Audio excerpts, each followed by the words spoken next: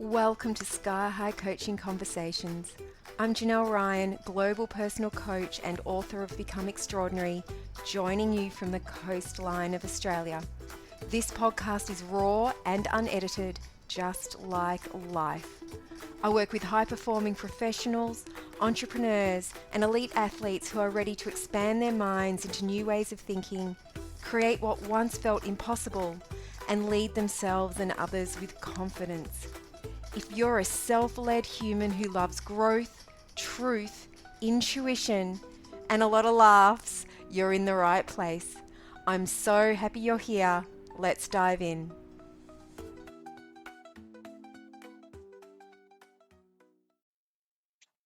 Hello, welcome back. I'm Janelle Ryan. Let's dive in. So over the years, I've found myself in multiple conversations with leaders who are craving teams that are more innovative, communicative, respectfully outspoken, dynamic, and cohesive.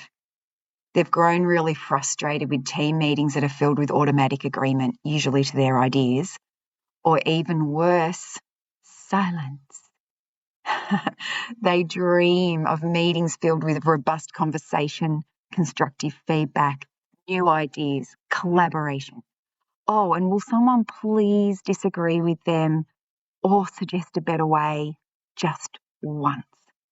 They come to me and they ask me if I can please coach members of their team to use their voices more. I can. In fact, it's one of my specialities, but let's put that to the side for a moment. Here's the thing. I don't work with executive leaders only. I also work with the members of their team, the very people these leaders speak of. And when I'm working with someone and they confide in me that they don't speak up in meetings, and I ask them why, here are the things they tell me. I'm not comfortable putting forth my ideas. I'm not comfortable sharing my concerns or fears. I'm not comfortable offering feedback. I'm not comfortable admitting I don't understand something, and there is no way in the world I am ever going to confess that I made a mistake. They fear saying the wrong thing. They're scared of the either perceived or very real consequence of failure or speaking up. So let's talk about fear of failure for a moment. Fear of failure prevents risk-taking. And without risk, there's no innovation. And innovation is one of the very things leaders and organisations are craving, particularly today. Without mistakes, learning is limited. And if you don't allow people in your team or organisation to make mistakes, that can actually be really detrimental to the growth of the employee, the growth of the team, and the growth of the leader. So a lot of the work I do involves helping clients remove those blocks of fear so they can initiate and navigate courageous, authentic, and honest conversations. But how did they obtain this fear in the first place?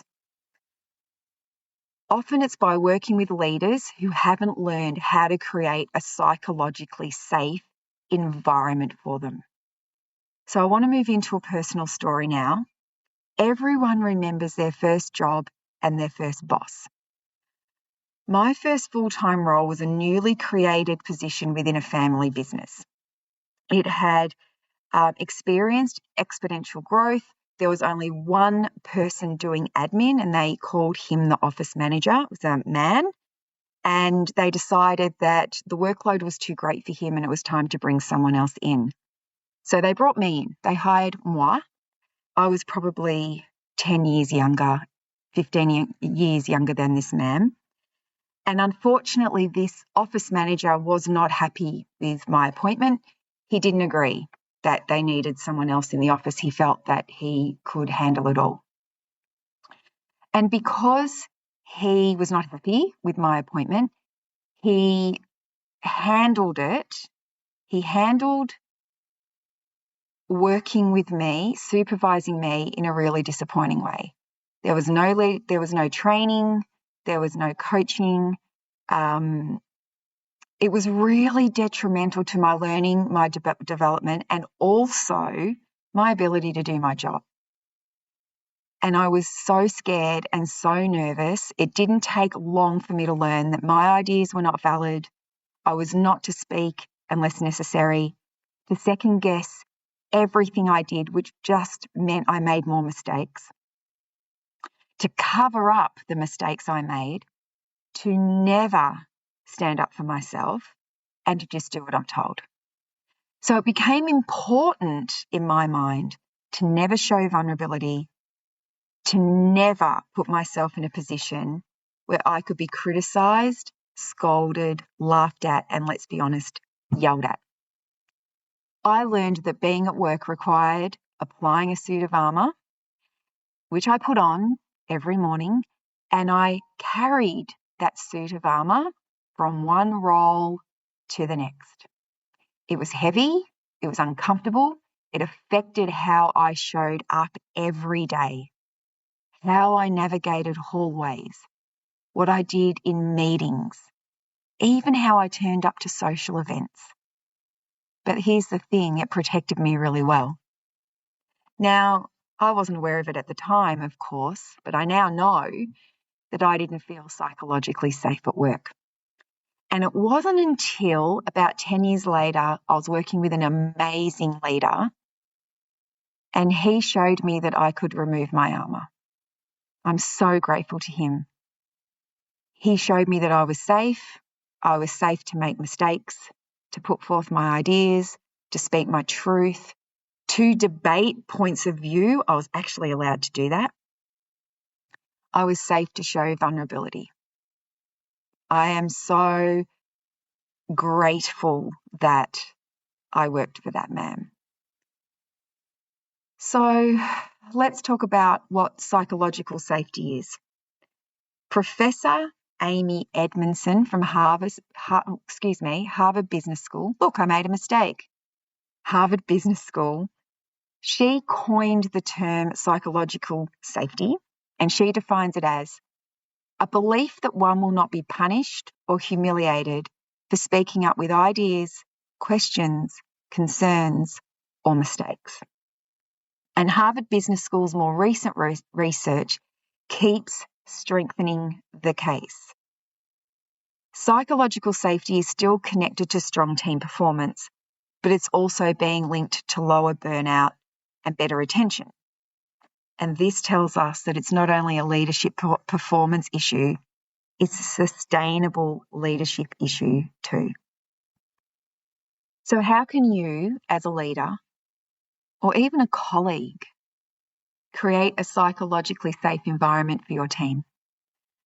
You may know of or heard of Brené Brown. She is my absolute queen of vulnerability, and she teaches us to embrace the suck and choose courage over comfort. Oh, I'm getting a little tongue-tied today. Now, Brené Brown tells us these are the biggest killers of psychological safety. Judgment. Number one, there's four. Number one, judgment.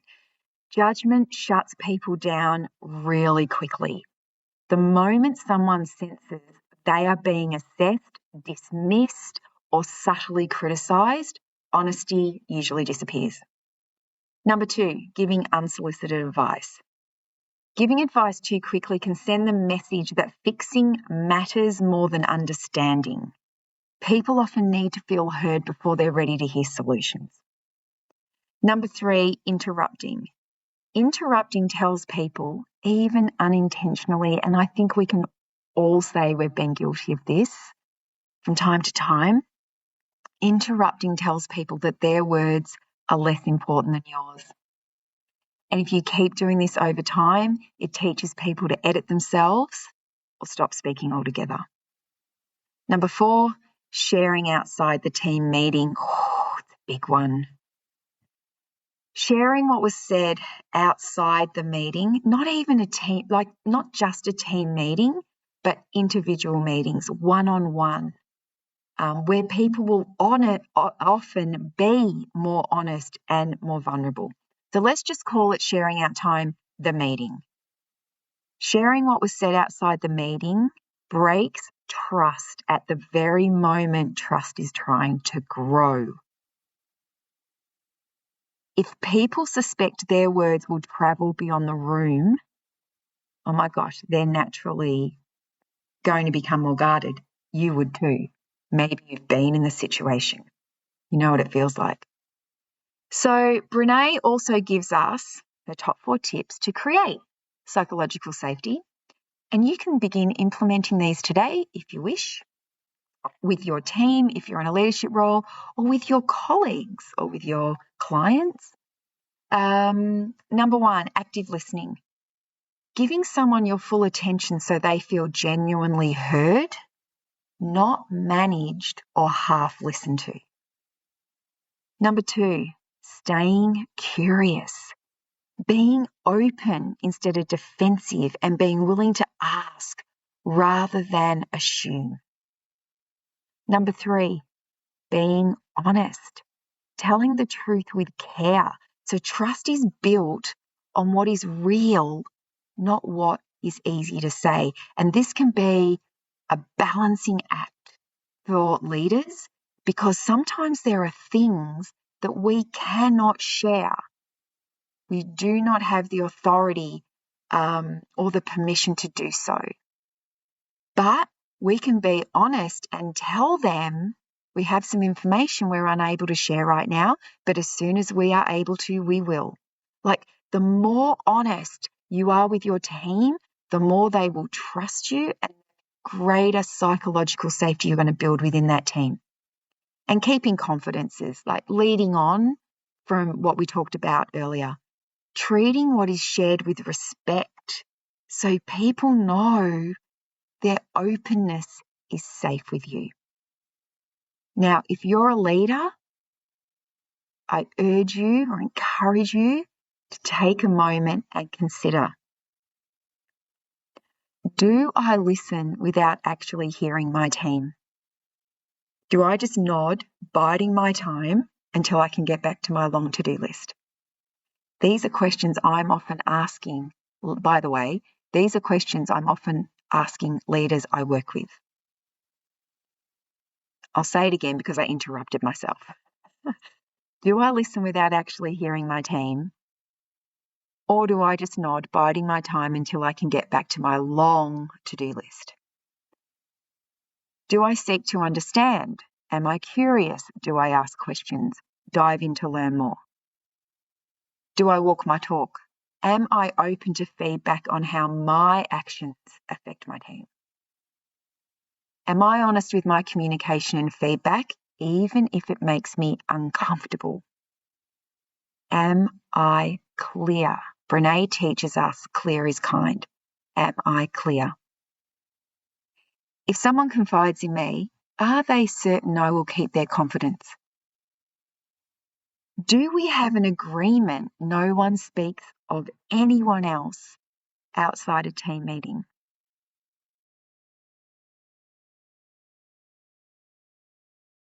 I just had a bit of a long pause there because an example came to mind.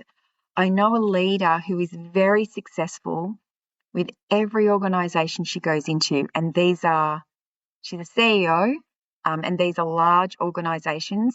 She is very successful at creating a culture she calls honouring the absent, where no one speaks about anyone negatively unless they are present. And if someone tries to, the other person stops them and says, this person isn't in this room. We either go and get them, bring them into the room, or this conversation ends now. And I'm in awe of how successfully she has implemented honouring the absent throughout very large organisations. Really good example. Continuing on with the things I encourage you to ask yourself. Do I acknowledge risk taking? Do I see failures as learning opportunities? There are large global organisations, very, very innovative organisations that I have worked with in my with Sky High Coaching.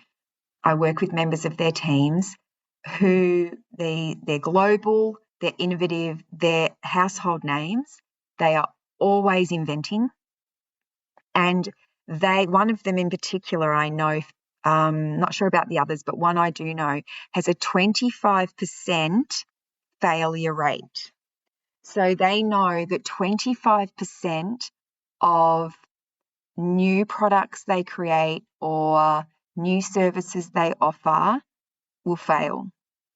So everyone in that organisation feels very comfortable putting forth new ideas because this organisation has placed a buffer, a process, a strategy around, we know 25% is going to fail, so let's bring it on, and we'll go and see. We'll try it, we'll see, and then we'll make a call after that.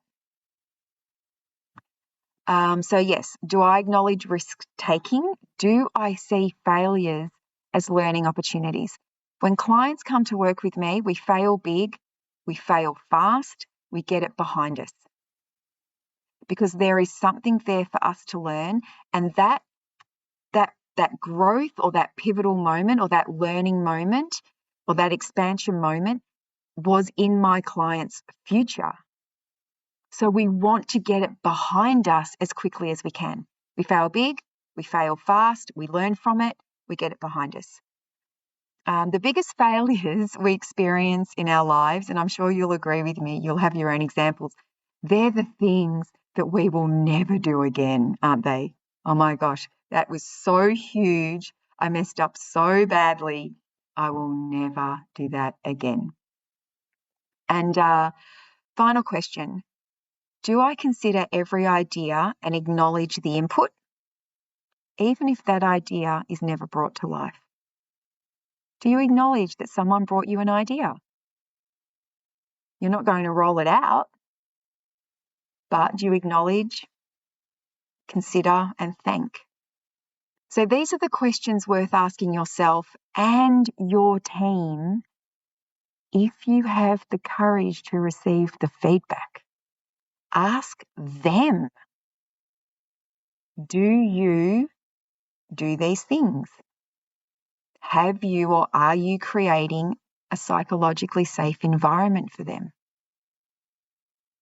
If you do ask yourself these questions and your team, the young woman who learned from her earliest experience that I was required to don an armour to go to work, thanks you for creating more psychological safety for your team. And you never know, you might have one of me on your team right now. Because here's the thing, I worked for leaders who didn't create the armour. I brought the armour with me. So that might be something worth getting curious about if you've recognised a colleague or a team member while you've been listening to this episode. If this conversation landed somewhere deeply for you today, maybe it's because you know this already, that before we can create safe spaces for other people, we have to be willing to sort out what's happening inside ourselves. Because leadership isn't just what we say, it's what we carry, it's our energy, our regulation, our reactions, our ability to stay present when something feels uncomfortable, our ability to speak clearly when it feels uncomfortable. And this is one of the reasons I created the Soft Strength Salon. Brand new, and it's a space for women who are ready to do that inner work, to understand themselves more deeply, to shift the patterns that are shaping how they lead and communicate. Maybe it's not even shift the patterns, maybe it's elevate the patterns that are shaping how they lead and communicate. And to become safer, steadier, stronger women from the inside out. So if today's episode spoke to you, and you're ready to go further, I would love you to explore the Soft Strength Salon. I'll put a link in the show notes, or come and work with me privately, because the salon is a group environment, or come and work with me privately. I've got one space available at the moment. I'll put that link in the show notes as well. Thank you for being here. I hope you enjoyed this episode. And until we talk again next time, continue expanding, creating, and leading. Enjoy the rest of your day.